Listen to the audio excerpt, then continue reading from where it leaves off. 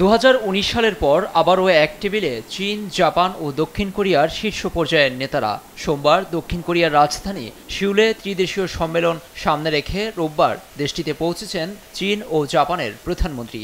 চীন, তাইওয়ান ও উত্তর কোরিয়ার সঙ্গে দক্ষিণ কোরিয়া ও জাপানের ক্রমবর্ধমান উত্তেজনার মাঝেই এবারের সম্মেলন।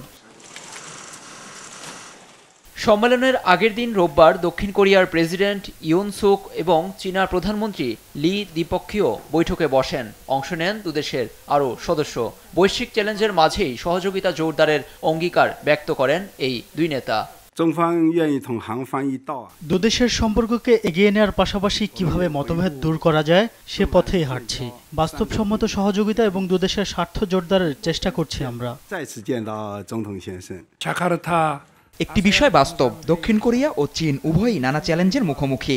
ইউক্রেনে চলমান যুদ্ধ ও ইসরায়েল হামাস সংঘাত বিশ্বব্যাপী অর্থনৈতিক অনিশ্চয়তার পেছনে বড় কারণ। তবে গত 30 বছর ধরে নানা সংকট একসঙ্গে কাটিয়ে উঠেছে সিউল ও বেইজিং।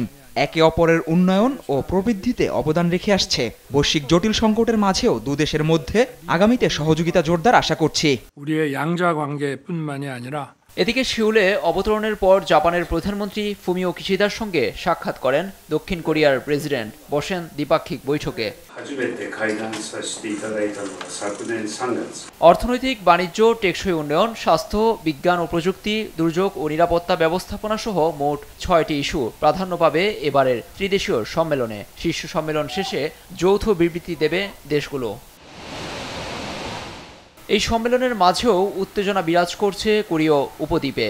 আন্তঃকোরীয় সীমান্তে যুক্তরাষ্ট্র ও দক্ষিণ কোরিয়ার বিরুদ্ধে গুপ্তচর বৃত্তির অভিযোগ এনে হুঙ্কার দিয়েছে পিয়ংইয়ং। দেশটির দাবি, বিমান ও উড়োজাহাজ পাঠিয়ে পরিস্থিতিকে উস্কে দিচ্ছে এই দুই দেশ। এই অবস্থায় নিজেদের সার্বভৌমত্ব লঙ্ঘন হলে তাৎক্ষণিক জবাবের হুঙ্কার দিয়েছে কিম জং উন সরকার। লুৎফর কবির, নিউজ ডেস্ক, দেশ টিভি।